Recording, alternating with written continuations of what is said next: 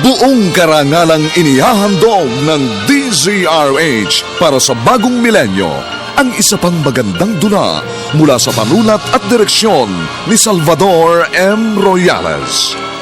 May pangako ang bukas.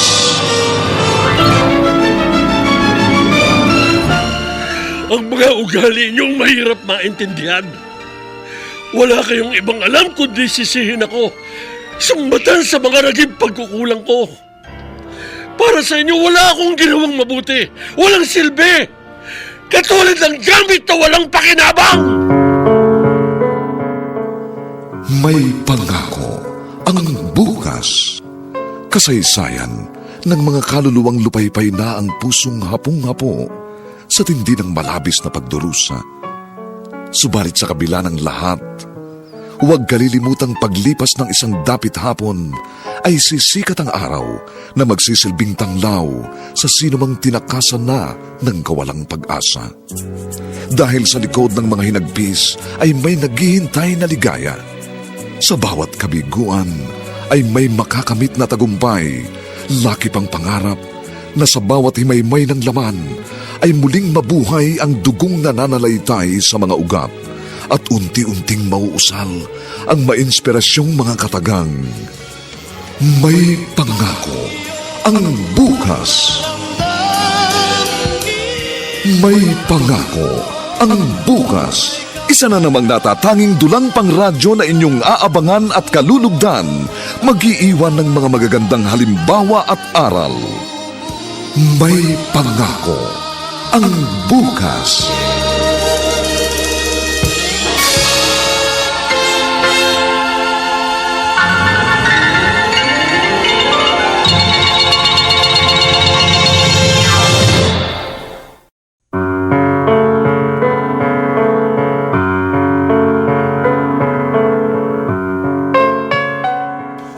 Dapat bang humanap lagi ng masisisi sa di magandang nangyari sa buhay?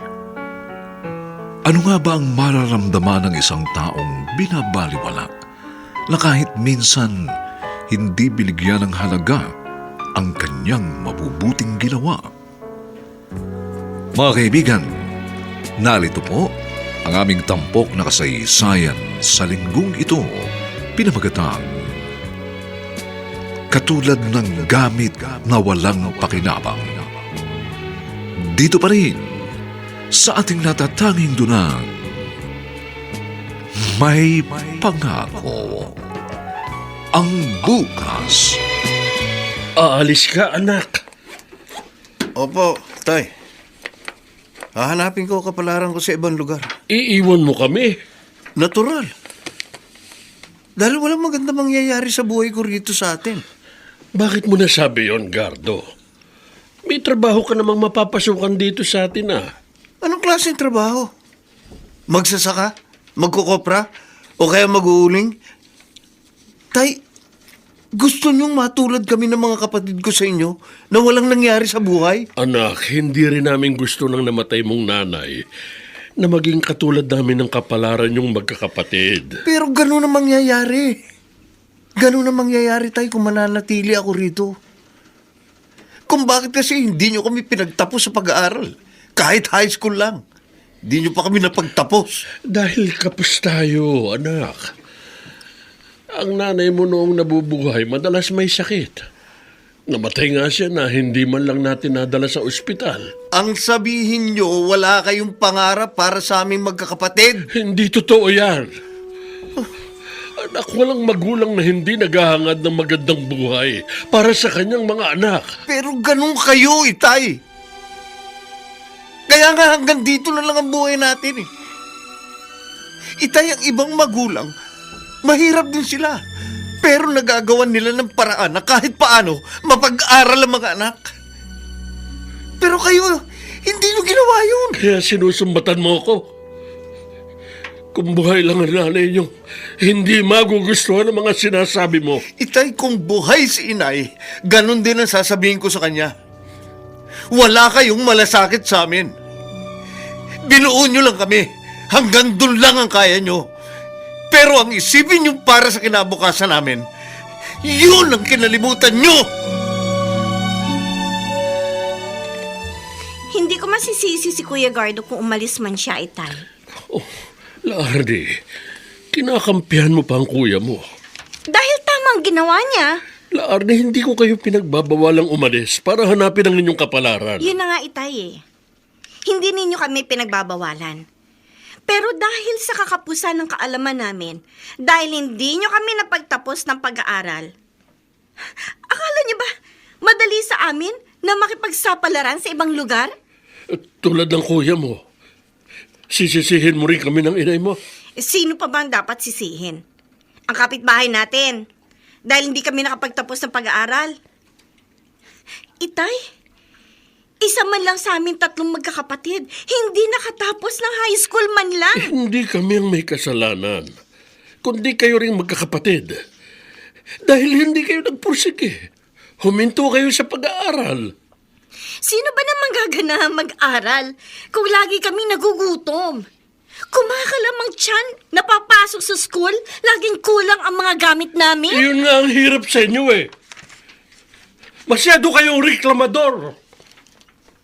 Mapaghanap kayo. Ambisyoso. Mahirap ang buhay natin pero naghahangad kayo ng higit pa sa kaya naming ibigay. Huwag niyo kaming sisihin ng inay niyo kung isa man sa inyo hindi nakatapos dahil kasalanan niyo rin. Itay, Kaya huwag niyo paulit-ulit na ipamukha sa amin na kami ang dahilan kung bakit walang nangyayari sa buhay niyo.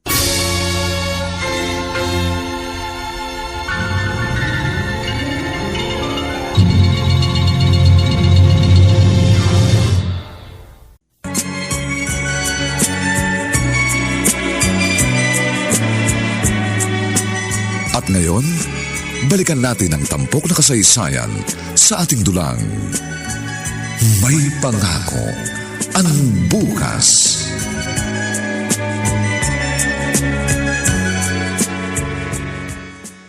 Oh, bakit ngayon ka lang umuwi, Rigor? Ilang araw kang wala. Lagi ka na lang nasa barkada mo. Umuwi ka nga, amoy alak naman.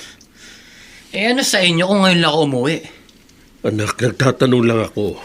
Dahil nag-aalala ako sa iyo eh. Ang kuya mo lumuwas na ng Maynila. Alam ko, may nakapagsabi sa akin. Gusto niyang mabago ang buhay niya para hindi tumandang walang narating.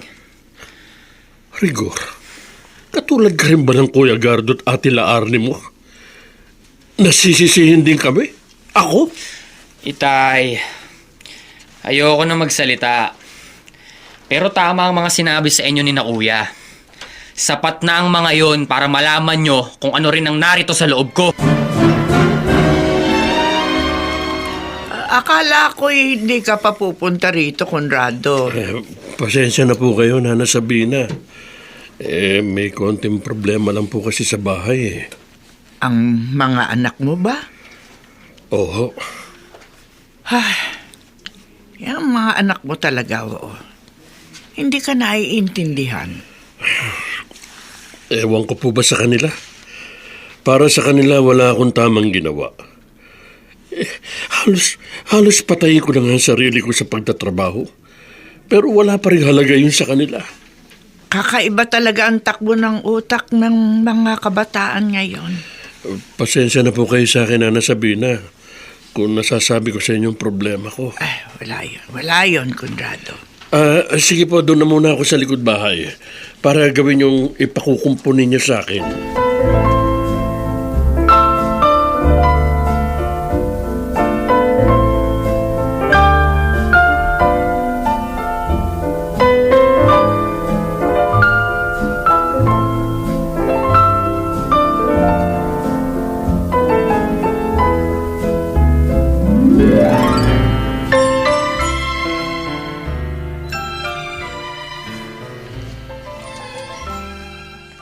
Gusto mong magsama na tayo, Hernan? Oo, Larny. 2 taon na rin tayong magkasintahan. Wala pa kasi sa isip kong pag-aasawa. Akala ko ba mahal mo ko? Oo. Ayaw mo pa ba akong makasama? Larny, gusto kong bumuo na tayo ng pamilya. Hernan, maaari bang pag-isipan ko muna yung sinasabi mo? Sige, ikaw ang bahala. Pero inaasahan ko na papayag ka. Ate Larnie, pumayag ka na. Ayos naman yang si Hernan. Pinagtatabuyan mo na ako mag-asawa, Rigor? Di ba dun ka rin naman pupunta? Sa pag-aasawa. Bakit ate? May iba pa bang magandang mangyayari sa buhay mo? Yon ang pinapangarap ko. Na hindi yung ganito na lang ako. Ayaw mo namang umalis dito, gaya ni Kuya Gardo. Gusto mo, kasama pa rin si Itay. Rigor, gustong gusto ko nang umalis dito para humanap ng trabaho. Kaya lang ano? natatakot ako eh. Kasi nga hindi ako nakatapos ng pag-aaral. Ano trabaho pwede kong pasukan? Katulong. Ayoko nga nun. Magpapaalila sa ibang tao. Ano bang gusto mo? Buti sana kung nakapagtapos ka. Basta ako, magkaroon lang ako ng pagkakataon at may makakasama papunta sa Maynila. Aalis ako. Hahanapin ko ang kapalaran ko katulad ni Kuya Gardo.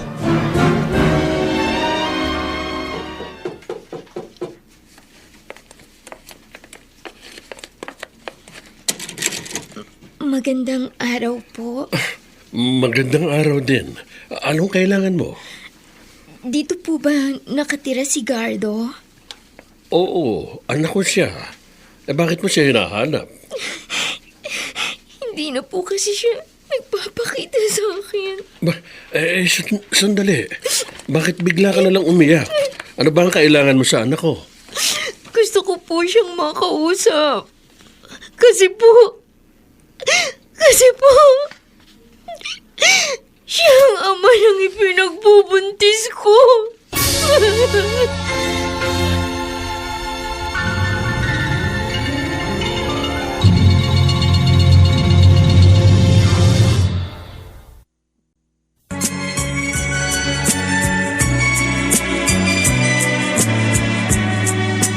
At ngayon, balikan natin ang tampok na kasaysayan sa ating dulang. May pangako ang bukas.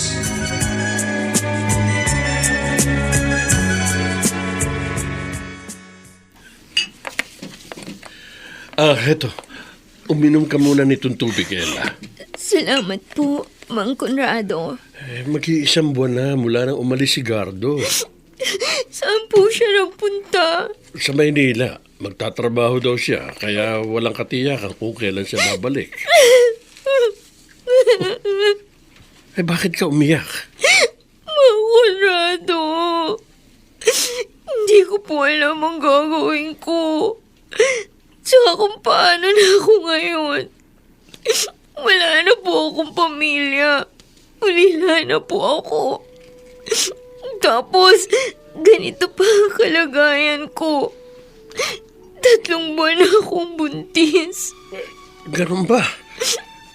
Kung dumito ka na lang kaya. Nag-aalala din ako sa iyo eh. Lalo na kung wala ka ng kamag-anak. Mahirap sa isang buntis na gaya mo na walang mapupuntahan. Pwede kang manatili dito. Total, apo ko ang pinagbubuntis mo. Salamat po. Saka kung okay lang sa'yo, pwede bang Itay Conrado na lang ang itawag mo sa akin? Sino bang babaeng yan na pinatuloy ni Itay dito sa atin?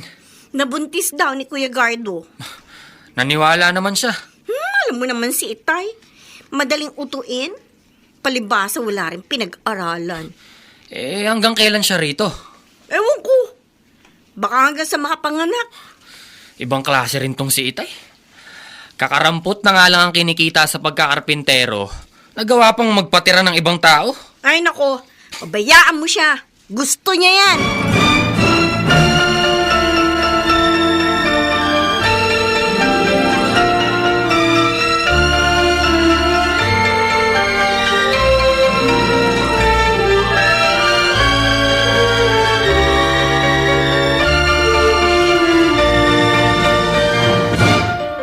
Nagkakarpentero po pala kayo. Ay, oo, Ella.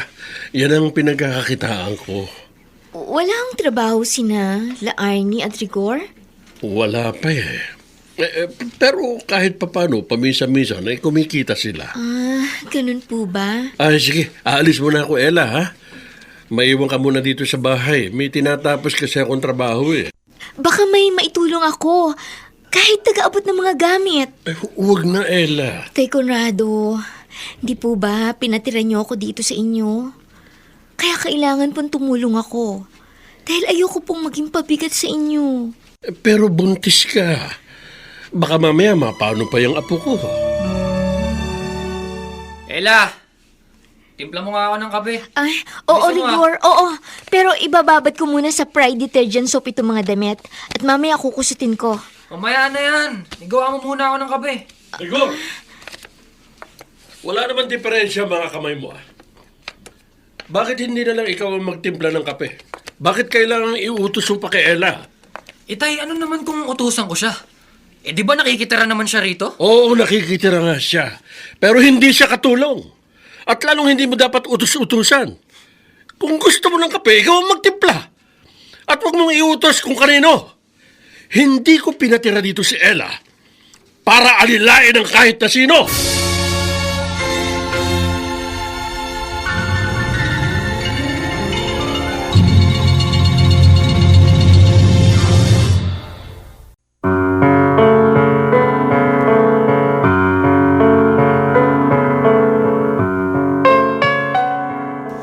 Ano ang magiging papel ni Ella sa buhay ng mag-aama? Hanggang saan kayang pagtiisan ni Conrado ang mga ugali ng mga anak? Mga kaibigan, inaanyayahan po namin kayong bisitahin ang FB page ng May Pangako ang Bukas. Nakahanda po kaming tugunan ang inyong mga mungkahi o suggestion para lalo naming mapaganda ang ating programa. Samantala, ang mga nagsiganap sa ating pagtatanghal ay sina Chiquit Amor, Vilma Borromeo, Ian Miranda, Lionel Benamin, Susan Robles, Phil Cruz, at si Dante Castro sa papel na Conrado. Ninapatan ang tunog ni Jerry Mutiat. Sa musika ni Buboy Sanonga. Superbisyong teknikal ni Eric Lucero. Ang ating kasaysayan ay mula sa panulat ni Gani J. Halamanan at sa direksyon ni Rosana Villegas. Ito po ang inyong kaibigan June Martin Legaspi, nag-aanyayang huwag po ninyong kaliligtaang sundan at pakinggan ang mga susunod pang kabanata ng kasaysayang ito. Katulad ng gamit na walang pakinabang. Dito pa rin, sa ating natatanging dunang, May Pangako ang Bukas.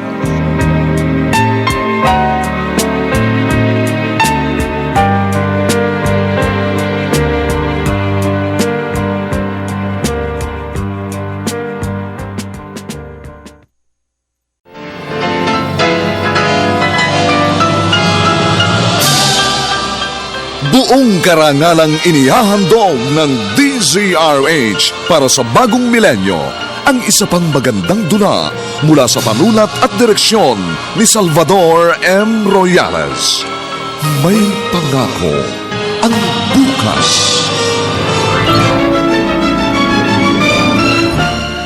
Ang mga ugali niyong mahirap maintindihan. Wala kayong ibang alam kundi sisihin ako. Sumbatan sa mga naging pagkukulang ko. Para sa inyo, wala akong ginawang mabuti. Walang silbi. Katulad ng gamit na walang pakinabang. May Pangako ang Bukas. Kasaysayan ng mga kaluluwang lupaypay na ang pusong hapong-hapo sa tindi ng malabis na pagdurusa. Subalit sa kabila ng lahat, huwag kalilimutang paglipas ng isang dapit hapon ay sisikat ang araw na magsisilbing tanglaw sa sinumang tinakasan na ng kawalang pag-asa. dahil sa likod ng mga hinagpis ay may naghihintay na ligaya. Sa bawat kabiguan ay may makakamit na tagumpay, laki pang pangarap na sa bawat himaymay ng laman ay muling mabuhay ang dugong nananalaytay sa mga ugat at unti-unting mauusal ang mainspirasyong mga katagang. May pangako ang bukas. May pangako ang bukas. Isa na namang natatanging dulang pangradyo na inyong aabangan at kalulugdan, mag-iiwan ng mga magagandang halimbawa at aral. May pangako ang bukas.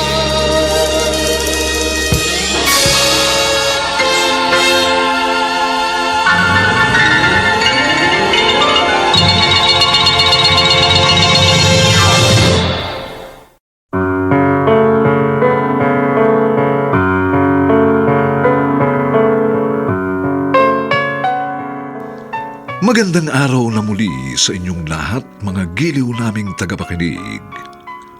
Narito na po ang ikalawang kabanata ng ating tampok na kasaysayan sa linggong ito, pinamagatang Katulad ng Gamit na Walang Pakinabang. Dito pa rin sa ating natatanging dulang, May Pangako ang bukas.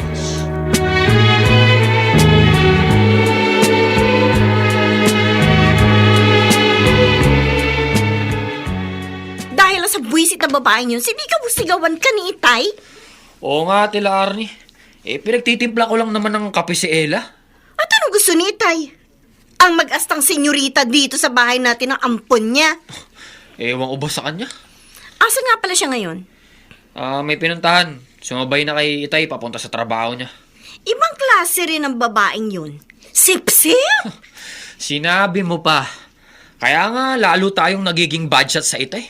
Dahil sa Ella na yun. Alam mo, kailangan mapalayas na siya rito. Kaya mo ba?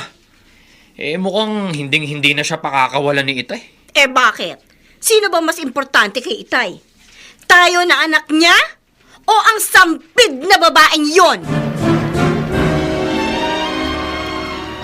Anong sabi mo, La Arnie?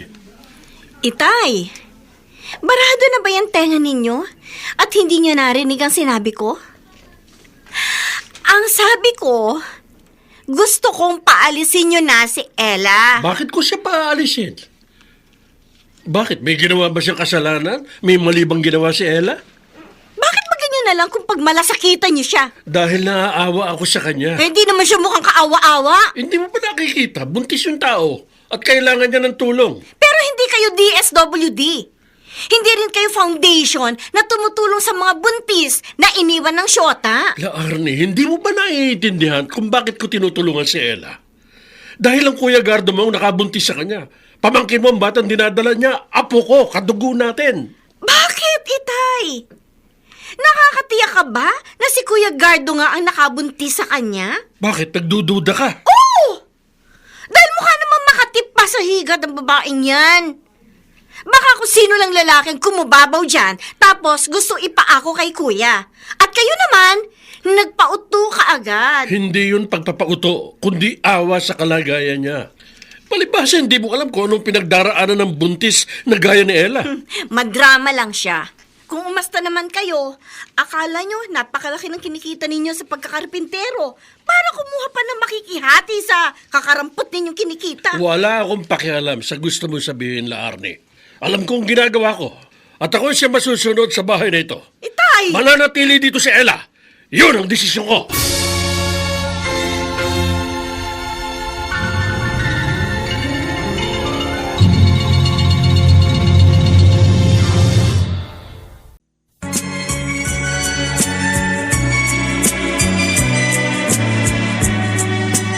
At ngayon, balikan natin ang tampok na kasaysayan sa ating dulang. May Pangako ang bukas.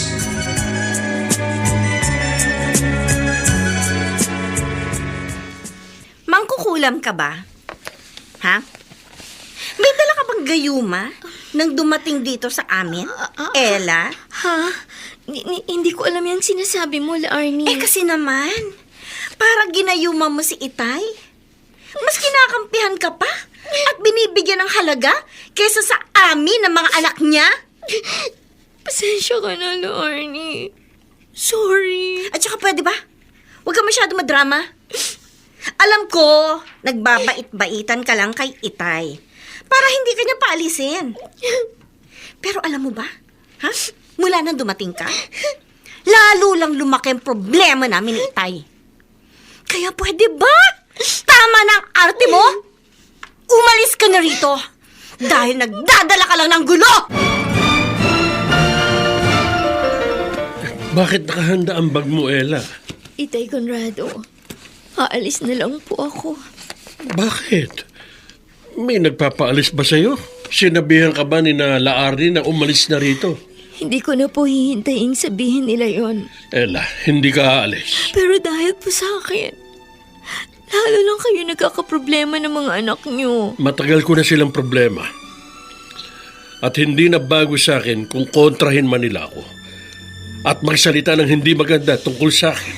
Bakit po ba sila galit sa inyo? Yan din ang paulit-ulit kong tinatanong sa sarili ko, Ella. Ang alam ko, wala akong naging kasalanan sa mga anak ko. Kung may pagkukulang man ako, hindi ko rin gustong mangyari yun. Dahil hanggang doon lang ang kaya kong ibigay sa kanila. Pero ngayon malalaki na sila, hindi pa rin nila maintindihan yun. Pero mabuti po kayong ama. Yun po ang nakikita ko.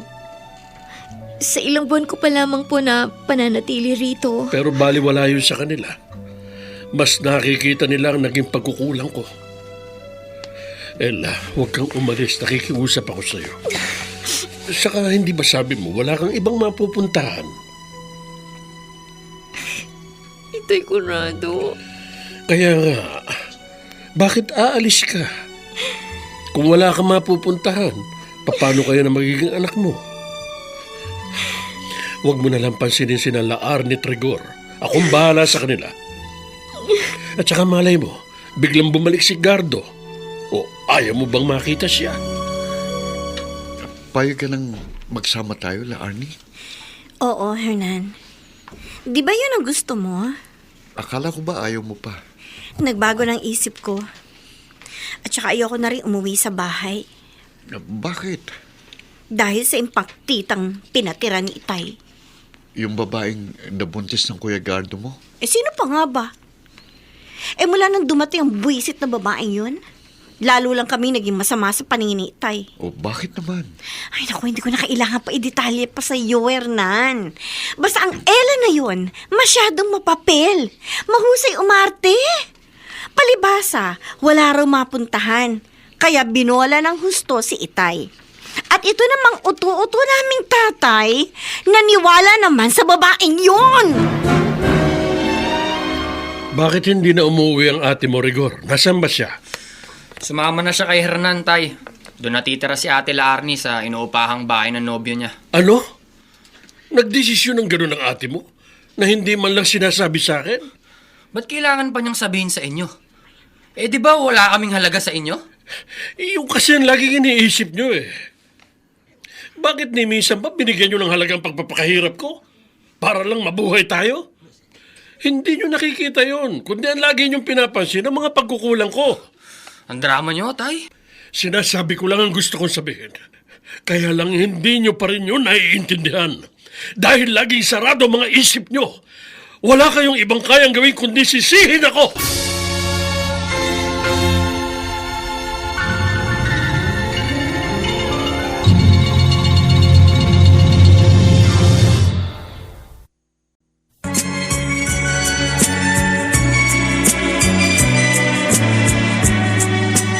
At ngayon, balikan natin ang tampok na kasaysayan sa ating dulang.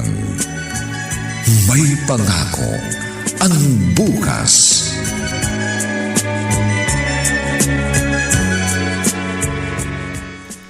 Ang mga anak mo talaga, oo. Masyadong pasaway, Conrado. Nakakasama nga po ng loob na nasabihin na. Totoo yun. Dahil nagdedesisyon ng anak mo na di man lang ipinaalam sa'yo. Kaya ba ng ginawa nila Arnie? Hindi naman ako tututol. Pero bakit kailangan baliwalain ako? Hindi man lang nagpaalam sa akin. Ay, wala silang respeto. Ang masakit. Sa akin pa rin isinisisi. Isinisisi sa akin ni Rigor kung bakit sumama sila Arnie kay Hernan. Dahil sa ginawa kong pagkupkup kay Ella. Tinulungan ko lang naman yung tao. Nagmagandang loob lang ako. At isa pa, apo kong ipinagbubuntis niya.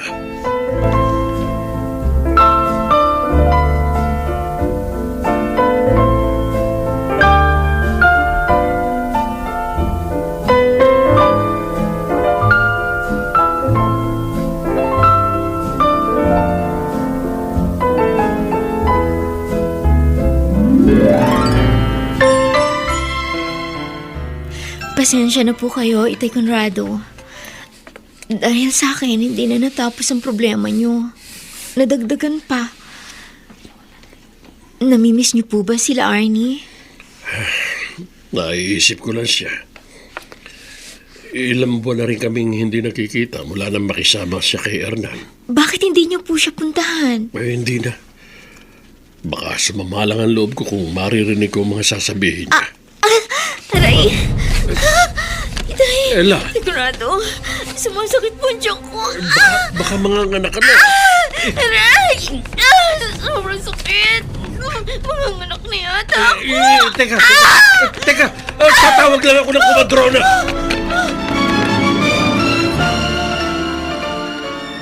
Nanganak na pala yung ampon ni Tay? Oo, ate. Andun pa rin siya. Hindi pa rin umaalis. Ate, walang plano si Itay na paalisin si Ella. Tuwang-tuwa pa nga siya sa anak ng babaeng yun dahil apo raw niya. Mukhang wala na nga tayong halaga sa kanya. Kundi mas pinapaboran pa niya ngayon ay ang lecheng babaeng yun.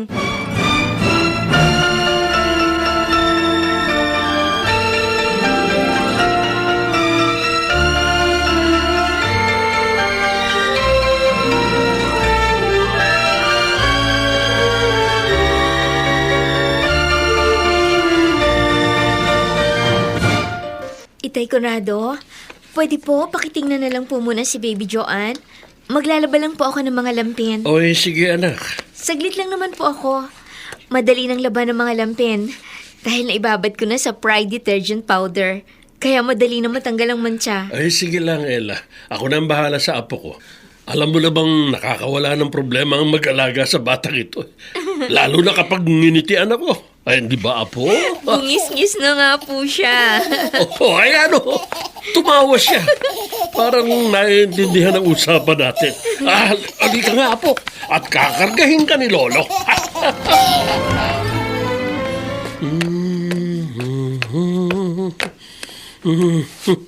Ay, salamat. Nakatulog na siya. Nakakatulog sa kandungan ko. Ibababa ko muna sa kanyang kuna. Aba, bukod pala sa pagiging karpintero ninyo, yayan na rin pala kayo. Laar ni anak.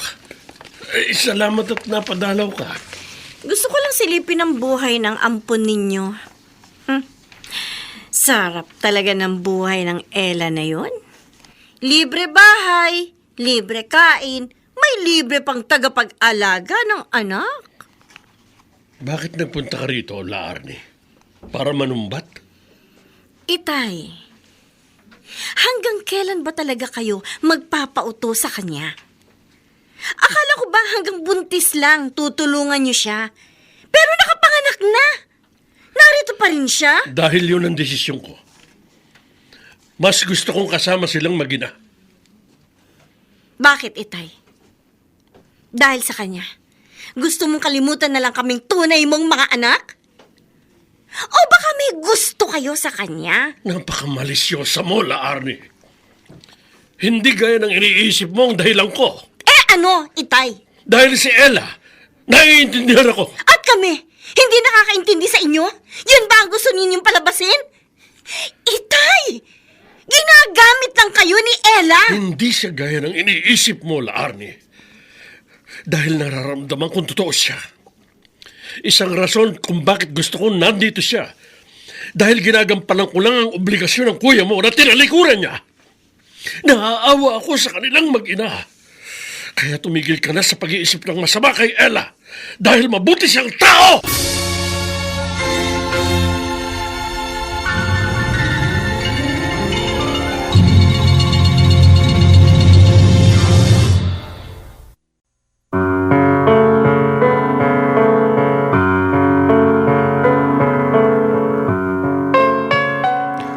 Obligasyon nga lang kaya at awa sa mag-inang Ella ang siyang dahilan kung bakit gusto pa ni Conrado na makasama ito?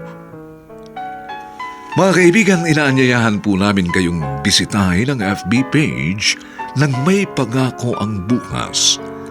Nakahanda po kaming tugunan ang inyong mga mungkahi o suggestion upang lalo naming mapaganda ang ating programa. Samantala, ang mga nagsiganap ay sina Chiquit Amor, Vilma Borromeo, Ian Miranda, Lionel Benjamin, Susan Robles, Phil Cruz, at si Dante Castro bilang Conrado. Nilapatan ang tunog ni Jerry Mutia sa musika ni Buboy Salonga. Superbisyong teknikal nina Eric Lucero at Bong Muyar. Ang ating kasaysayan ay mula sa panulat ni Gani J. Halamanan at sa direksyon ni Rosana Villegas. Ito po ang inyong kaibigan June Martin Legaspi, nag-aanyayang huwag po ninyong kaliligtaang sundan at pakinggan ang mga susunod pang papainit na kabanata ng kasaysayang ito, katulad ng gamit na walang pakinabang. Dito pa rin, sa ating natatanging dunang, May Pangako ang Bukas.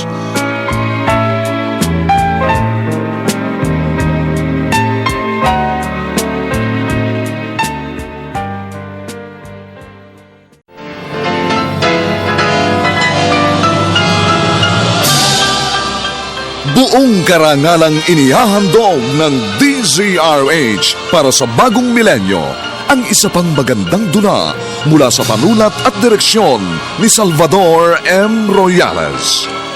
May Pangako ang Bukas.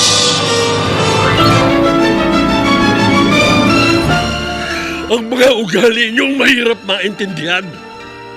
Wala kayong ibang alam kundi sisihin ako. Sumbatan sa mga naging pagkukulang ko. Para sa inyo, wala akong ginawang mabuti. Walang silbi. Katulad ng gamit na walang pakinabang. May Pangako ang Bukas. Kasaysayan ng mga kaluluwang lupaypay na ang pusong hapong-hapo sa tindi ng malabis na pagdurusa. Subalit sa kabila ng lahat, huwag kalilimutang paglipas ng isang dapit hapon ay sisikat ang araw na magsisilbing tanglaw sa sinumang tinakasan na ng kawalang pag-asa. Dahil sa likod ng mga hinagpis ay may naghihintay na ligaya. Sa bawat kabiguan ay may makakamit na tagumpay, laki pang pangarap na sa bawat himaymay ng laman ay muling mabuhay ang dugong nananalaytay sa mga ugat at unti-unting mauusal ang mainspirasyong mga katagang. May Pangako ang Bukas. May Pangako ang Bukas. Isa na namang natatanging dulang pangradyo na inyong aabangan at kalulugdan, mag-iiwan ng mga magagandang halimbawa at aral. May Pangako ang Bukas.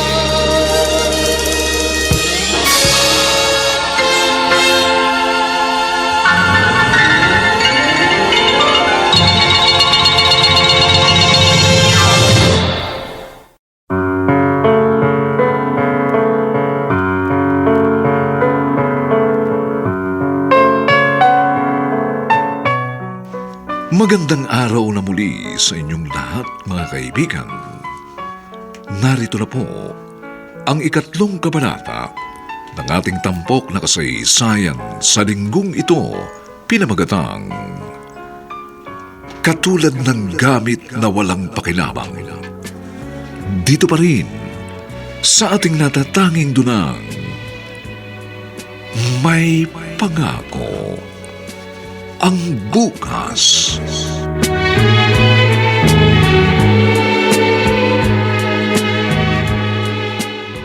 Nakakapikon talaga si Itay. Mas kinakampihan pa niyang sampid na babaeng yun. Ba't ba kasi pinakikialaman ng panggusto ng tatay mo? Dahil nagpapakatanga siya sa Ella na yun. Baka gusto lang talagang tulungan niya. Kasi nga, may anak. Tapos, wala yung kuya mo na nakabuntis sa kanya.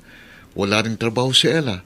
Mahirap yung para sa kanya. Hernan, hindi nga tiyak ni Itay kung kay kuya nga ang batang isinilang niya. Pinagdududahan mo si Ella? Marami ng tao ang manloloko.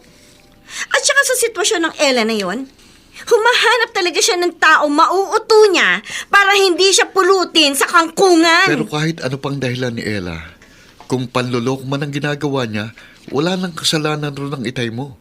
Dahil ang gusto niya tumulong. Ang gumawa ng mabuti sa kanyang kapwa. Okay sa'yo? Na nagpapauto si Itay? Laani kung masayang Itay mo sa ginagawa niya, pabayaan mo na lang siya. Kaso nga, hirap na nga siya.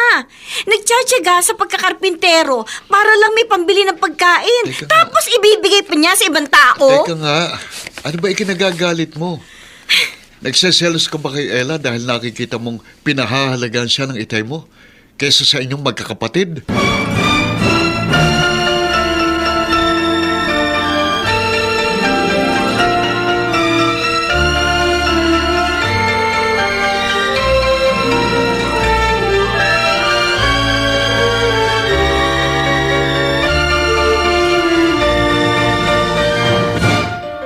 Masama po ba ang pakiramdam nyo, Itay Conrado? Oo, Ella. Para ako nahihilo eh. Magpahinga po muna kayo. Pero marami pa akong kailangan gawin. Ako na pong bahala sa mga trabaho dito sa bahay. Magpahinga po muna kayo. Mahirap po kapag nagkasakit kayo. Tutal, natutulog si Baby Joanne. Sasamantalahin ko po yung pagtulog niya para gawin ang trabaho dito sa bahay. Salamat, Ella.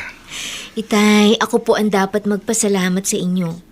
Dahil napakalaking bagay ng ginawa niyo sa akin, sa amin, ng anak ko. Ella, sa pagtira mo dito, nagkaroon ako ng karamay at hindi ako nag-iisa. Hindi po kayo nag-iisa dahil nariyan ang mga anak niyo. Tama ka. Nariyan sila. Nakikita ko. Nakakausap. Pero kahit kailan, hindi ko naramdaman na kasama ko sila at pinagmamalasakitan ako.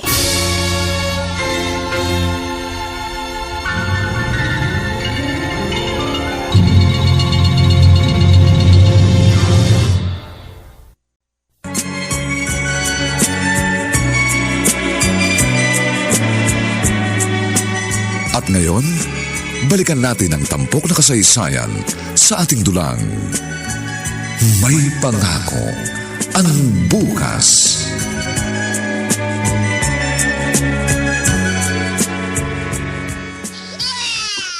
Oh, bakit umiiyak ang apo ko? Teka, kukunin kita dyan sa kuna, ha? Naiinip ka na ba dyan? Ay, naku! Kaya pala umiiyak eh. Punong-puno na ang diaper mo. Kailangan ng palitan. Huwag ka naman umiyak, apo. Para hindi ka kabagan. Papalitan na ni Lolo Conrado ang diaper ni Baby. Liga.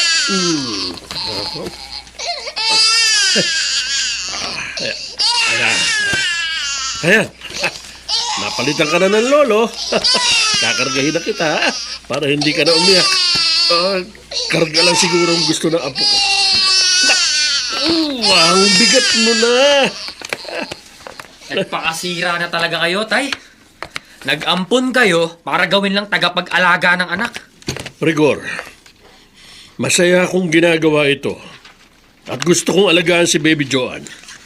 Di ko alam kung ano bang gayumang ginamit ng Ella na yan para maging sunod-sunuran kayo sa kanya. Alam mo, pareho lang kayo ng ate Laarni mo. Iniisip nyo na nananamantala si Ella. Ganun naman talaga siya, di ba? Ako nga na anak nyo. Parang baliwala sa'yo. Wala kayong pakialam sa akin. Umuwi man ako o hindi. Hinahayaan mo lang. Ilang araw akong wala. Pero ngayong umuwi ako, di nyo man lang ako tinanong kung saan ba ako galing. At bakit, Rigor? Kapag ginawa ko ba yun? At inusisa ka, kinatutuwa mo? Hindi. Kundi kinaiinis mo pa. At sasabihin mo na pinakikialaman ko ang buhay mo. Kaya umuwi ka man o hindi, bahala ka sa buhay mo. Mula nang dumating ang Ella na yan dito sa atin, pinabayaan nyo na kami. Kaya nga si Ate Laarni, nagpa siyang sumama na lang kay Hernan. Kasi nga, wala na kayong pakialam sa amin. Dahil wala na kaming halaga sa'yo. Rigor, kahit kailan, hindi ko inisip na wala kayong halaga sa akin. Pero kayong magkakapatid ang laging nag-iisip ng ganon. Dahil mapaghanap kayo. Nakikita nyo lagi ang pagkukulang ko. Pero kahit kailan, hindi nyo nakita mga pagkukulang nyo bilang mga anak. Nakita nyo na? Pati pag-iisip nyo, Tay. Nagbago na dahil sa Ella na yan. Yan bang impluensya sa inyo ng sampid na yan? Tay, inaagaw niyang pagmamahal na dapat binibigay mo sa amin. Hindi siya nangaagaw ng kahit ano, Rigor. Kayo ng kapatid mong naglalayo ng loob nyo sa akin. Pinapunta ka rito ni Conrado? Opo, Nana Sabina. Magpapalaba raw kayo ng mga damit ninyo. Ay, oo, sana. Hindi nga siya nakapagtrabaho ngayon. At hindi pa rin tapos yung pinagagawa ko. Masama po ang pakiramdam ni Itay Conrado. Kaya kailangan magpahinga muna siya. Ay, iniwan ko nga po sa kanya si baby eh. Sabi po niya, kaya niyang alagaan. Alam mo, ako'y natutuwa sa iyo, Ella. Dahil hindi mo naman kaano-ano si Conrado. Pero nakita ko kung paano kang mag-alaga sa kanya. Mabait po kasi si Itay Conrado. Ang totoo nga po, mula nang tumira ako sa kanila, hindi lang po masisilungan na natagpuan ko, kundi isang ama rin. Ulila na po kasi ako. Kaya dahil kay Itay Conrado, kahit paano, naramdaman ko kung paano magkaroon ng isang ama. Lumaki po kasi akong walang kinagis ng ama. Kung sa bagay, ay totoong mabait si Conrado. Hindi ko nga lang maintindihan, ha? Eh bakit ganun sa kanya ang kanyang mga anak?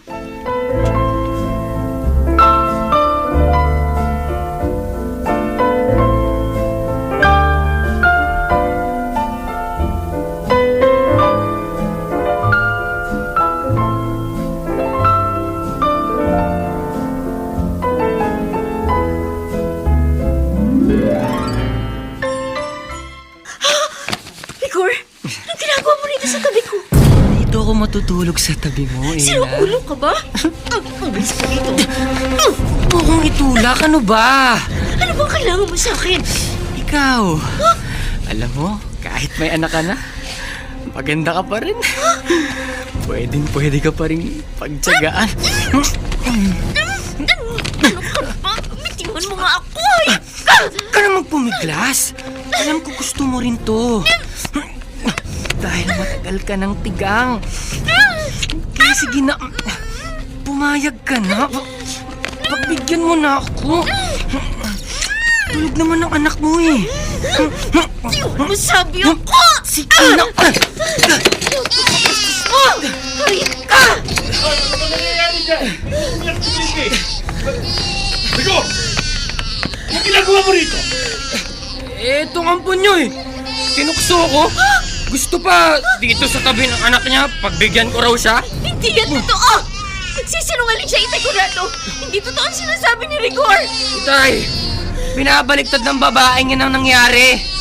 Siya ang umakit sa akin. Eh, siyempre, lalaki lang ako. Umalis ka rito, Rigor! Labas! Itay, pinaniniwalaan niyo siya? Kakampihan niyo ang babaeng yan?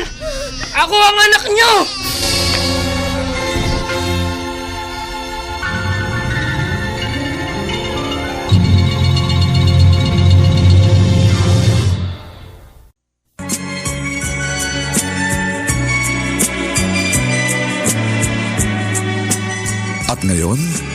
balikan natin ang tampok na kasaysayan sa ating dulang. May pangako ang bukas.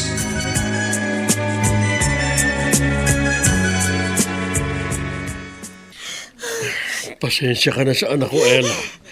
Sumusobra na talagang lalaki yon. Okay ka lang ba? Okay lang po ako. Itay, Conrado. Hindi naman natuloy ang masama niyang plano.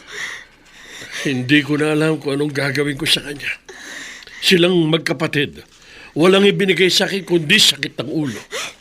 Dahil sa akin, lalo lang lumalala ang problema niyo. Ella, wag mong isipin yon. Wala kang kasalanan sa mga nangyayari.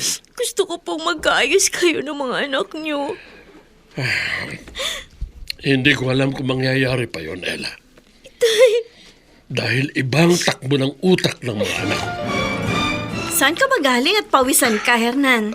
Nakipaglaro ako ng basketball. Maligo ka nga muna. At hindi ko gusto yung amoy mo. Oo na, maliligo na ako. Dapat lang. Oh, heto ang Shield Bath Soap. Yan ang gamitin mo sa paliligo. May antibacteria, kaya tanggal ang germs at bacteria na nagiging sanhi ng sakit sa balat at bad odor. Ayos nga ito.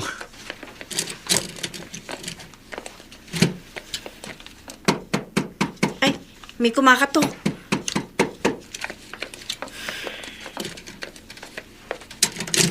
Oh, Rigor! Ate, pwede bang dito muna ako? Bakit? Ano ba nangyari? Pinalayas kasi ako ni Itay. Era! Arnie, Walang niya ka? Bakit? Anong kasalanan ko? Nagtatanong ka pang walang niya ka? Ang kapaliwan yung ginagawa mo na, Arnie. Itay! Basta ka nalang susuko dito para guluhin si Ella. Sinaktan mo pa siya. Wala kang karapatang gawin yon. Hindi ko na kayo maintindihan, Itay. Pinalayas ninyo si Rigor dahil sa kanya? Mas kumakampi pa kayo sa walang niyang babaeng niya! Oo! Kinakampihan ko si Ella. Dahil sa ginawang kawalang hiyaan ng kapatid mo, Arnie. Bakit, Itay? Hindi niyo ba alam kung bakit ganito ang ugali namin magkakapatid? Bakit puro problema ang binibigay namin? Bakit kami sakit ng ulo sa inyo? Dahil kasalanan ninyo! Wala kayong pakialam sa amin! Yan! Yan ang lagi niyo sinasabi! Ang sisihin ako lagi, puro mali! Puro pagkukulang ko ang nakikita nyo! Para sa inyo, hindi ako naging mabuting ama! Pero kayo ba? Kahit minsan ba naging mabuti kayong anak?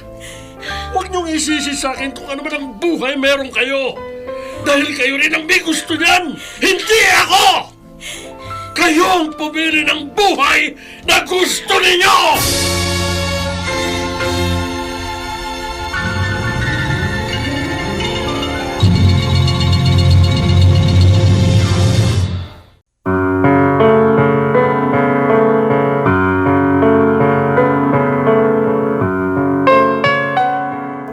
Patuloy na nga bang masisira ang relasyon ni Conrado sa kanyang mga anak dahil kay Ella?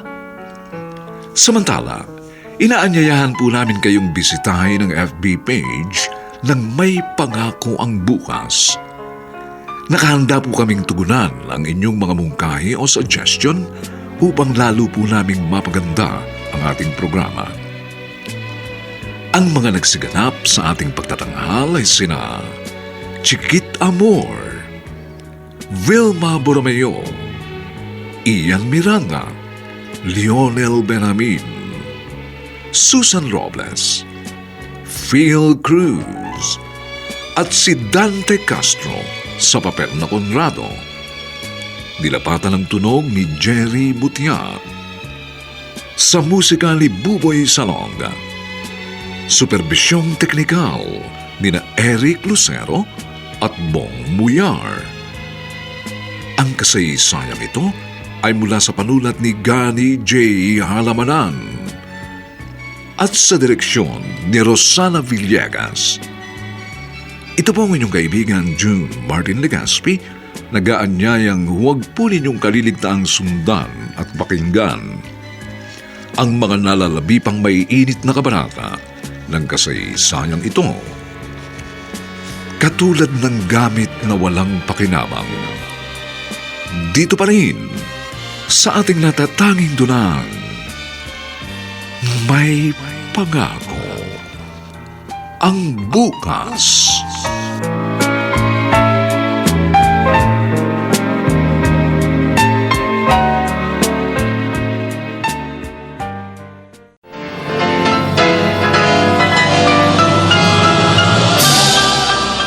Buong karangalang inihahandog ng DZRH para sa bagong milenyo ang isa pang magandang dula mula sa panulat at direksyon ni Salvador M. Royales. May pangako ang bukas.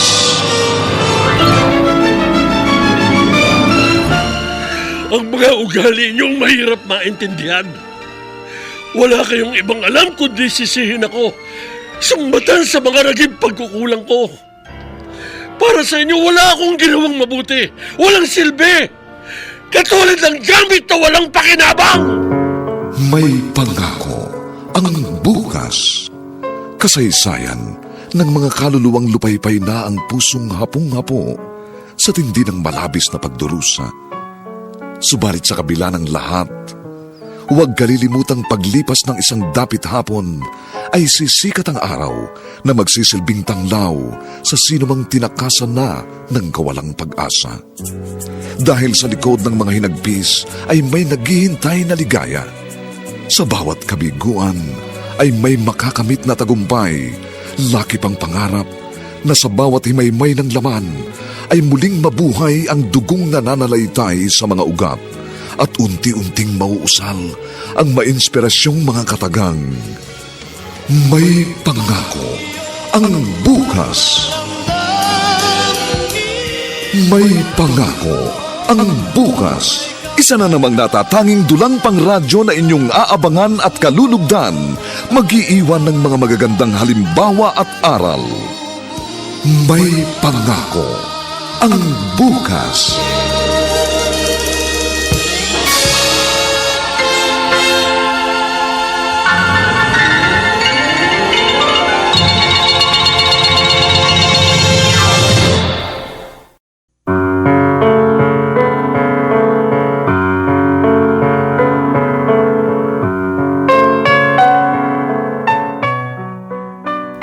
Magandang araw na muli sa inyong lahat, mga giliw naming taga-subaybay. Narito na po ang ika-4 na kabanata ng ating tampok na kasaysayan sa linggong ito, pinamagatang Katulad ng Gamit na Walang Pakinabang. Dito pa rin sa ating natatanging dunang May Pangako ang bukas.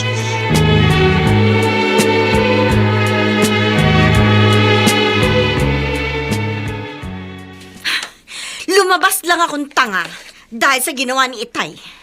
Ba't kasi nagpunta ka pa ron, ate? Dahil punong-puno na ako, Rigor. Nakakabwisit ng ginagawa ni Itay. Narinig mo siguro, mas kinampihan niya si Ella.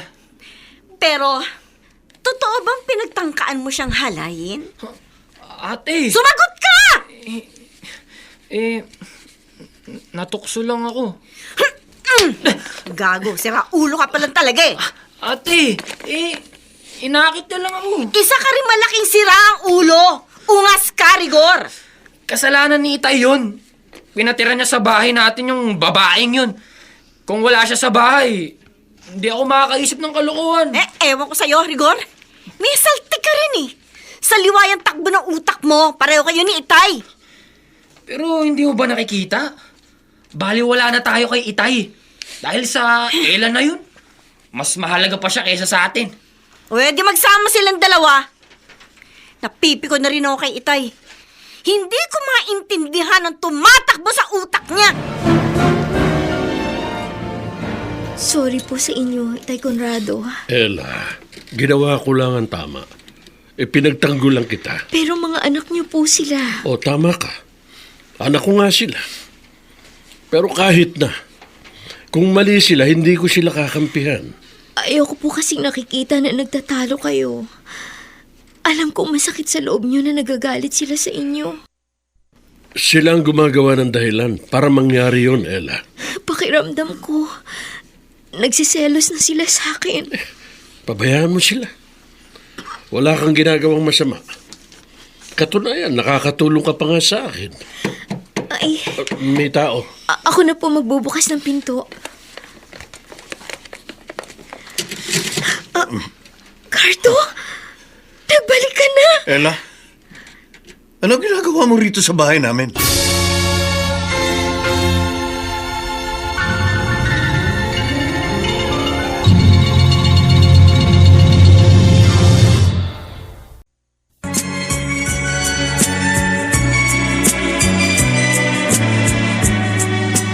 At ngayon, balikan natin ang tampok na kasaysayan sa ating dulang.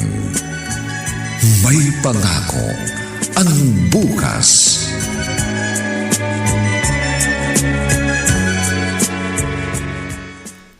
Ano ibig sabihin nito, Itay? Bakit narito yan si Ella? Pinatira ko siya dito. Uy, may bata rito. Sinong bata yan? Anak ni Ella? Oo, anak mo sa kanya. Ano? Bakit, Gardo? Ayaw mong tanggaping anak mo ang batang ito? Bago ka nagtago sa akin, alam mong buntis ako. Kaya nga ako lumayo sa'yo dahil ipinaako mo sa akin ang pinagbubuntis mo.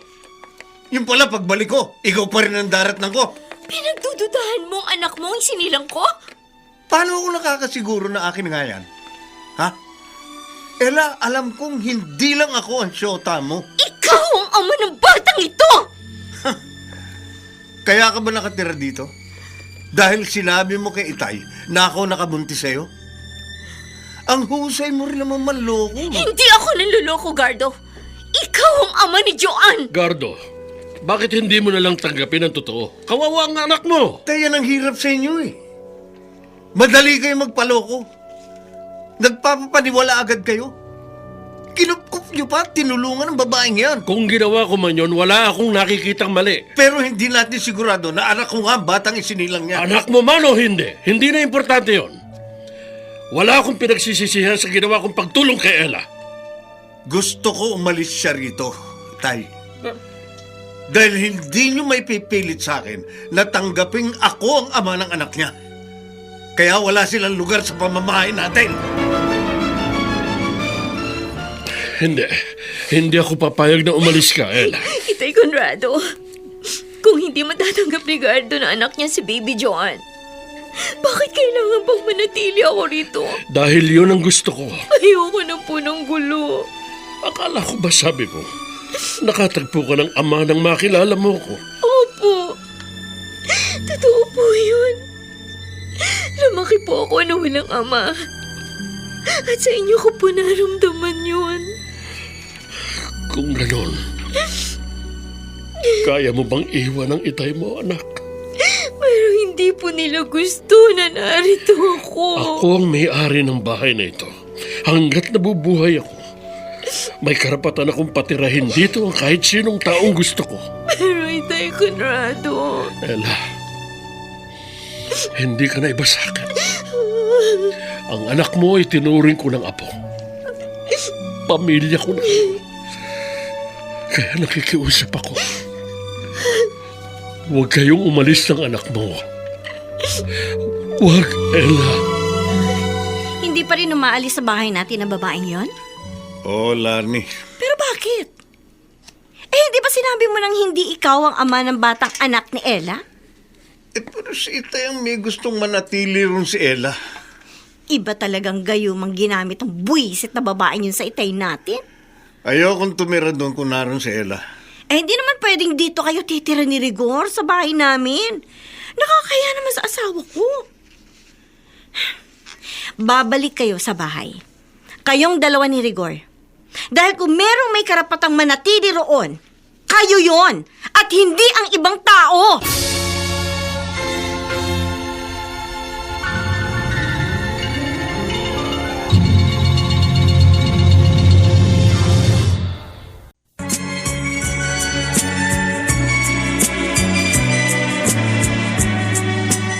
At ngayon, balikan natin ang tampok na kasaysayan sa ating dulang.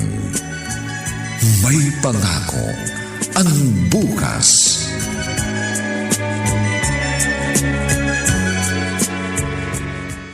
tama lang na umuwi sa inyong dalawa mong kapatid, La Arnie.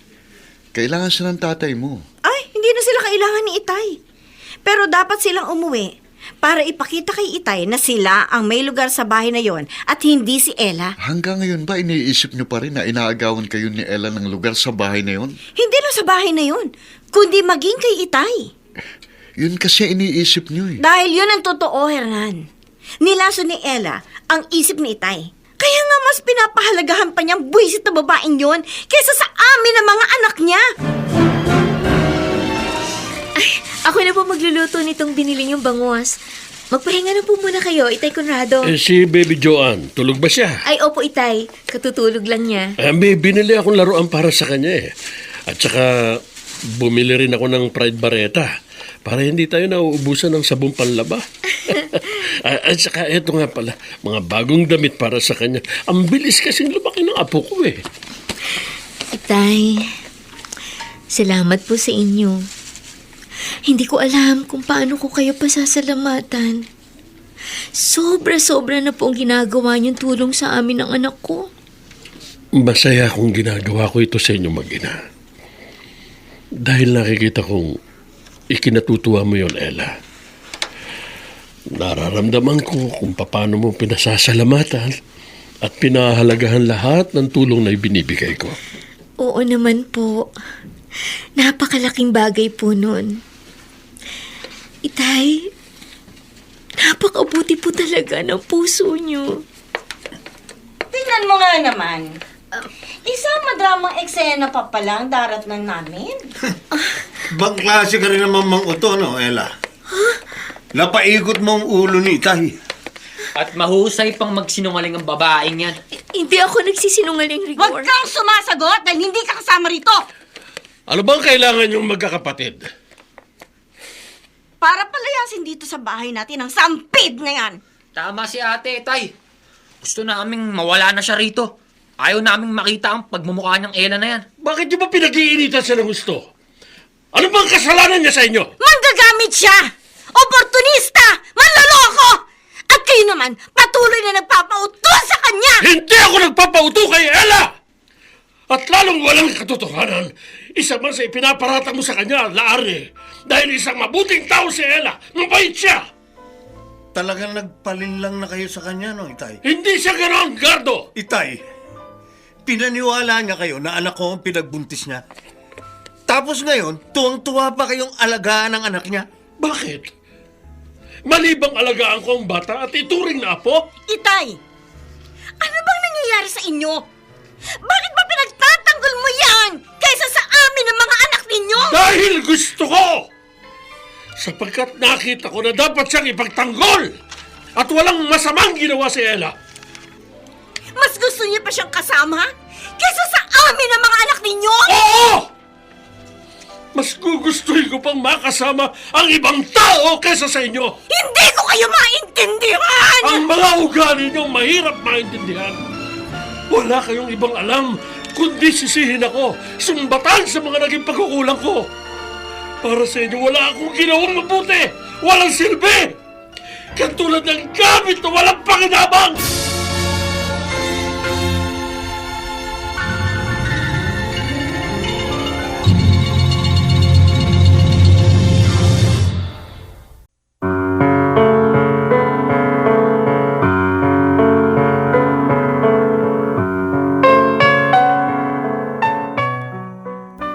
Maibigay na nga kaya ng mga anak ni Conrado ang hinahanap na atensyon at pagmamalasakit mula sa mga anak?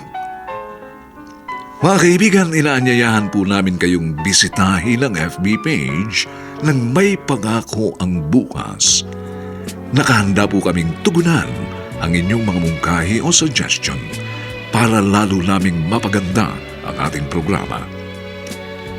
Samantala, ang mga nagsiganap ay sina Chiquit Amor, Vilma Borromeo, Ian Miranda, Lionel Benamin, Susan Robles, Phil Cruz, at si Dante Castro sa papel na Conrado. Nilapatan ng tunog ni Jerry Mutia. sa musika ni Buboy Salonga. Superbisyong teknikal ni na Eric Lucero at Bong Muyar. Ang kasaysayang ito ay mula sa panulat ni Gali J. Halamanan at sa direksyon ni Rosana Villegas. Ito po ang inyong kaibigan June Martin Legaspi, nag-aanyayang huwag po ninyong kaliligtaang sundan at pakinggan ang mainit at kapanapanabik na huling kabanata ng kasaysayang ito. Katulad ng gamit na walang pakinabang. Dito pa rin, sa ating natatanging dunang, may pangako ang bukas.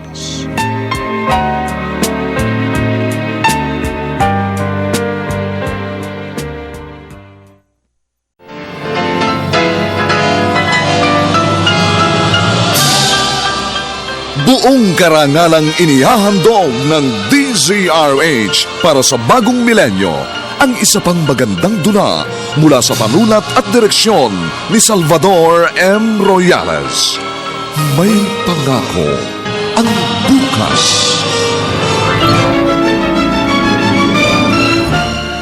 Ang mga ugali niyong mahirap maintindihan. Wala kayong ibang alam kundi sisihin ako. Sumbatan sa mga naging pagkukulang ko. Para sa inyo, wala akong ginawang mabuti. Walang silbi. Katulad ng gamit na walang pakinabang. May pangako ang bukas. Kasaysayan ng mga kaluluwang lupaypay na ang pusong hapong-hapo sa tindi ng malabis na pagdurusa. Subalit sa kabila ng lahat, huwag kalilimutang paglipas ng isang dapit hapon ay sisikat ang araw na magsisilbing tanglaw sa sinumang tinakasan na ng kawalang pag-asa.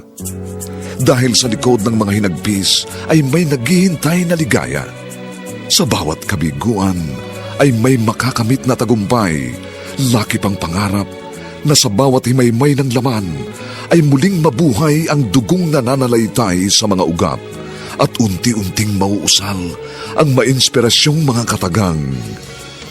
May pangako ang bukas. May pangako ang bukas. Isa na namang natatanging dulang pangradyo na inyong aabangan at kalulugdan, mag-iiwan ng mga magagandang halimbawa at aral. May pangako ang bukas.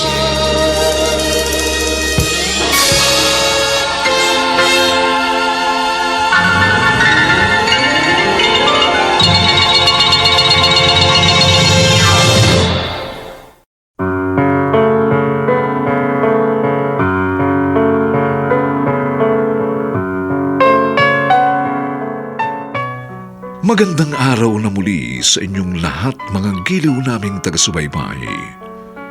Narito na po ang huling kabanata ng ating tampok na kasaysayan sa linggong ito, pinamagatang Katulad ng gamit na walang pakinabang.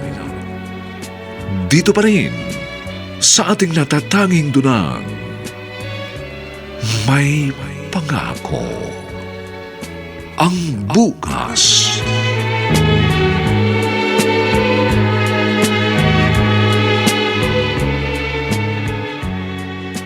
Ikaw lang ang nag-iisip niyan, Itay. Nabaliwala kayo sa amin at walang pakinabang. Yun ang ipinararamdam nyo. Dahil ganun ang tingin nyo sa akin. Para sa inyo, wala akong nagawang mabuti. Wala akong ginawang tama. Hindi nyo nakikita lahat ng pagsasakripisyo at paghihirap ko. At ang tanging napapansin nyo, ang mga kakulangan ko. Masyado lang kayong maramdamin. Dahil hindi bato ang puso ko, Gardo. Nasasaktan ako sa mga pagbabaliwala niyong magkakapatid sa akin. Pero mula nang dumating si Ella, ipinaramdam niya sa akin ang kahalagahan ko. Ipinagpapasalamat niya bawat ginagawa ko para sa kanya. Kahit maliit na bagay yun, marami siyang nakitang magagandang bagay sa akin na ni minsan hindi niyo nakita. Siyang nagparamdam sa akin ng totoong pagpapahalaga at pagmamahal. Marunong siyang magmalasakit at nag-aalala sa kapakanan ko. Naniwala naman kayo sa pambobola niya. Hindi pambobola yon! Dahil tama ko sa sarili kong totoo mga sinasabi niya. Sapagkat galing yun sa kanyang puso. Pero kayo na mga anak ko kahit minsan, hindi niyo ipinaramdam sa akin na mahalaga ako, na nag-aalala kayo sa akin. Kundi ang kaya niyong gawin ay sumbatan ako at patuloy na sisihin. Kaya mas mabuti pa sa inyo ang ibang tao! Naglabas ng sama ng loob sa inyong itay mo. Ha? Oh, Tama lang yun. Para nalalaman yung magkakapatid ang mali ninyo. maarte lang kamo siya. Masyadong maramdamin. Pero ganun daw talaga kapag tumatanda. Ayaw mo pa rin paniwalaan ng itay mo? Si Itay, sa simula pa lang madrama na. Kadramahan mang masasabing ginawa ng itay mo, may malalim na dahilan yun. At hindi nyo dapat binabaliwalang magkakapatid. Ewan ko dun. Nakakainis siya. Sa tingin mo, walang saysay ang mga sinabi niya? O baka naman hindi mo lang matanggap na may mga pagkukulang at pagkakamali rin kayo magkakapatid? Ano ba gusto nyo? Ang wag nang maayos ang hindi nyo pagkakaintindihan at kalimutan na siya? Lahat ni kahit ano pang mangyari, mali man ang tatay nyo, magulang nyo pa rin siya. At may obligasyon kayong magkakapatid sa kanya.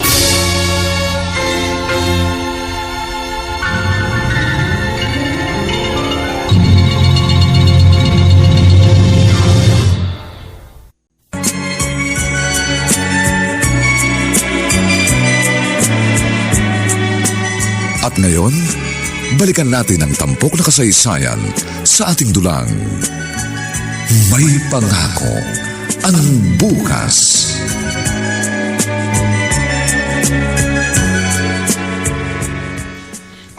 Itutuloy mo pa rin ang pag-alis niyo ni Baby Joanne. Opo, Itay Conrado. Pero, nag-usap na tayo, Ella. Masyado ko na pong nagulong buhay niyo. Kaya kailangan na naming umalis ng anak ko. Kahit mahirap yun. Dahil sobra na kayong napamahal sa akin. Hindi na rin kayo iba sa akin, Ella. Maraming salamat po. Kahit kailan, hindi na mapupura sa puso at isip ko ang lahat ng magagandang bagay na ginawa niyo sa amin ng anak ko. Napakabuti niyo po. Kung hindi ko na mapagbabago ang desisyon mo, payag akong umalis kayo dito ng apo ko. Pero, sasama ako. Ano ho? Pero Itay Conrad, Kung saan ka pupunta, doon ako. Kasama niyong mag-ina. Hahanap tayo ng matitirhan. kailangan ho kayo ng mga anak niyo. Hindi ko kailanman naramdaman na kailangan nila ako. Wala akong halaga sa kanila. Pero sa'yo, mas naramdaman ko ang kahalagahan ko. Nakita ko ang malasakit. Ang pagmamalasakit ng isang anak na kahit minsan, hindi ko nasumpungan sa mga anak ko. Kaya mas gusto kong kayo ni Baby Joanne ang kasama ko. Kasama ni Ella na umalis sa bahay si Itay? Ganun na nga, ate. Mas pinili niyang iwan ang bahay? Ang iwan tayong magkakapatid para sumama sa babaeng yun? Di ko maintindihan ang utak ni Itay. Baka naman may namamagitan sa kanila. Imposible yun. Matindi lang talaga ang gayuma na ginamit ng Ella na yun. Ibig man sabihin, wala tayong halaga kay Itay. Ano pa nga ba? Kuya Gardo, Rigor, alam kong pare-pareho tayo naguguluhan sa naging desisyon ni Itay. Pero, hindi kaya dapat din nating intindihin siya? Ate! Baka nga sobra na rin tayo. Dahil hindi natin binigyan ng pagkakataong unawain ang nararamdaman niya.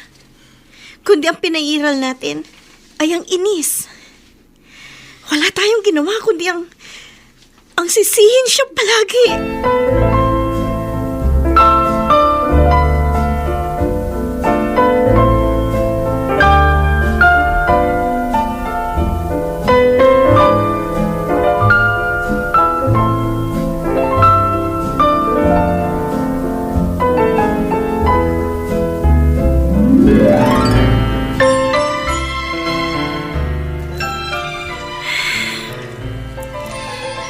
Kanina'y binalikan ko sa aking alaala ang lahat ng mga nangyari mula nung maliliit pa kaming magkakapatid. Marami nga pala kaming hindi naiintindihan. Wala kaming ibang ginawa kung hindi ang manisi. Pero hindi namin inunawa si Itay. Si Itay, na walang ibang hinangad, kundi ang kabutihan namin. Kaya lang may hangganan ng kakayahan niya, lalo na nang mawala si Inay. Sa halip na tulungan namin siya, nagalit pa kami sa kanya at sinisi na hindi niya kami napag-aral at nabigyan ng maayos na buhay. Pinaliwala namin siya. Hindi namin siya pinahalagahan at pinagmalasakitan. Ang mga mumunting bagay na yun ay nakita niya kay Ella. Siya na hindi kadugo ang nagparamdam nun sa aming ama na dapat sana kami ang unang gumawa dahil tatay namin siya.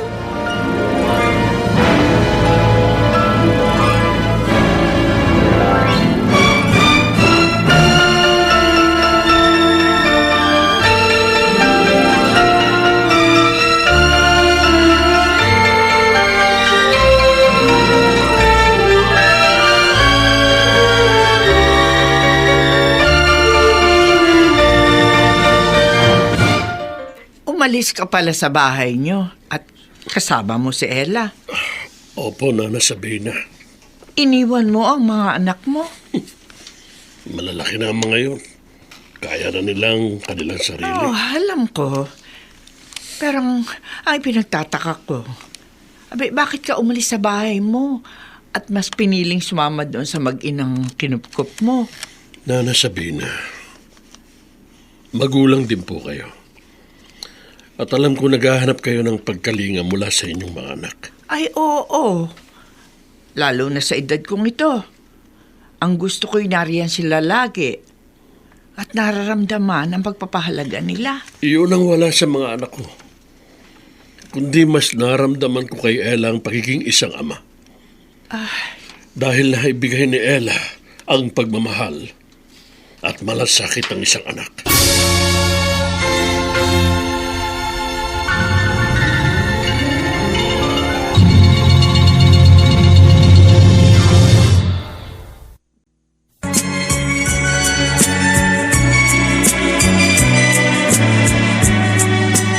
At ngayon, balikan natin ang tampok na kasaysayan sa ating dulang. May pangako ang bukas.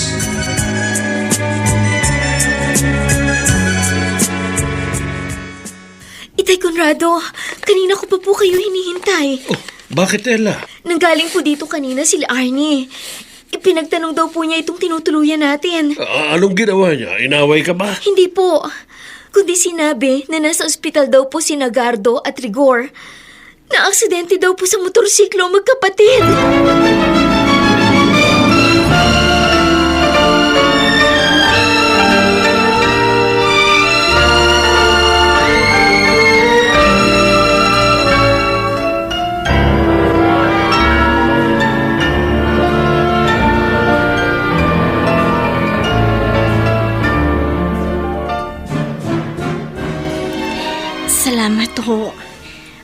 pumunta kayo dito sa ospital, Itay. Anak ko pa rin kayo. Kumusta na ang mga kapatid mo?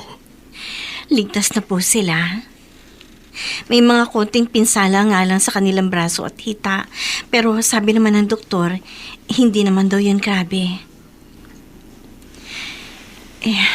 Itay, bakit kailangan niyo pang umalis sa bahay? Arnie, alam mo ang sagot. May asawa ka na. Siguro kapag nagkaroon ka na ng anak, maintindihan mo ang lahat-lahat. Kung bakit ako nasasaktan. Kung bakit masama ang loob ko sa inyo. Itay, naiintindihan ko na po kayo. Madaling sabihin yan. Totoo po yung sinabi ko. Naiintindihan ko na kayo.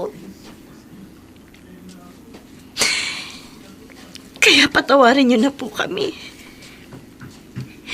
Dahil ang tanging nakita namin magkakapatid ay ang aming pagkakamali.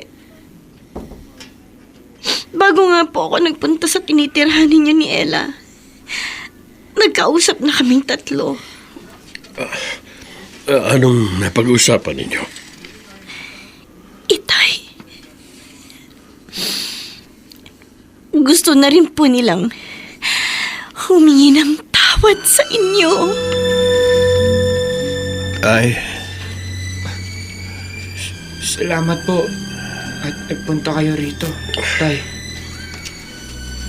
Kumusta na kayo mga anak? Tay, nauunawaan na po namin ang lahat.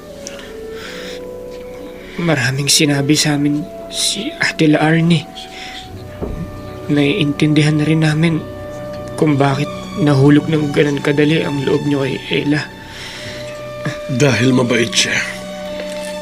Mabuting tao. Ulila na siya at lumaking walang ama. Nang makilala niya ako, nasumpungan niya sa akin ang pagmamahal ng isang ama. Labis niyang pinagpasalamat yun. Dahil naramdaman niya sa akin ang pagmamahal ng magulang na matagal na niyang hinahanap. Iyon din po ang pagmamahal na mawawala sa amin, Itay. Kung tuluyan niyo na kaming tatalikuran. At ayaw po naming mangyari yun. Dahil kahit malalaki na kami, hindi pa rin namin kaya ng lubusan ang mga sarili namin. Kailangan pa rin namin kayo para gumabay at magturo sa amin. Tama ba itong mga naririnig ko? Kayo nga ba ng mga anak ko itong nagsasalita? Itay, kami pa rin po ang mga anak ninyo. Mga anak na handa nang magbago. Handa nang makinig sa inyo at maging sensitibo sa nararamdaman ninyo. Itay, patawarin niyo po kami. Alam namin na naging matigas ang ulo namin. Wala kaming ibang ginawa kundi sisihin kayo. Kayo na buong buhay ay halos ginugol para sa amin. Alam ko na may isa pang pagkakataon para ayusin ang ating pamilya.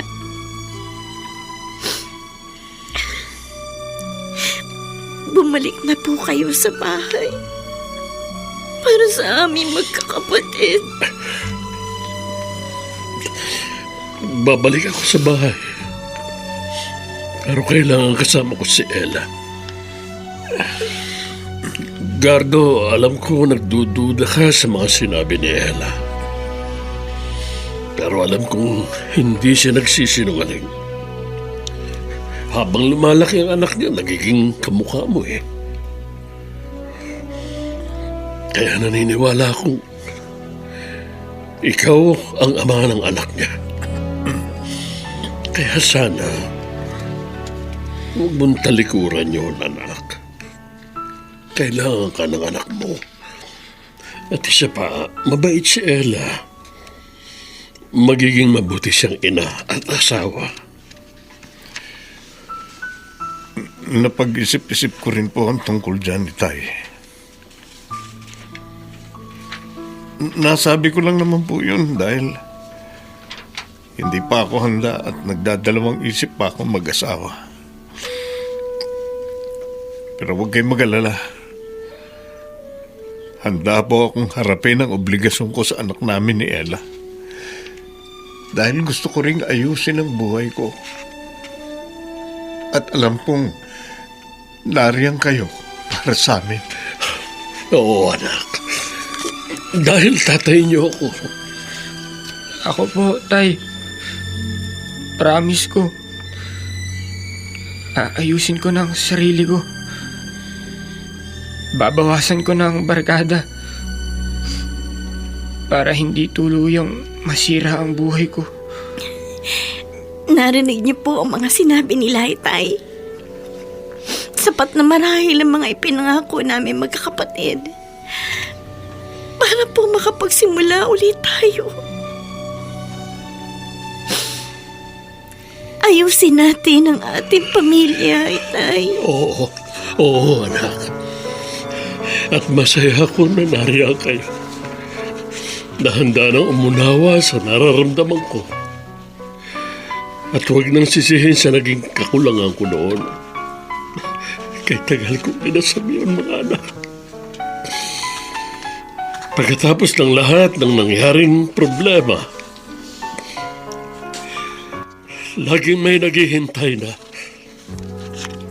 isang magandang pangako ng bukas.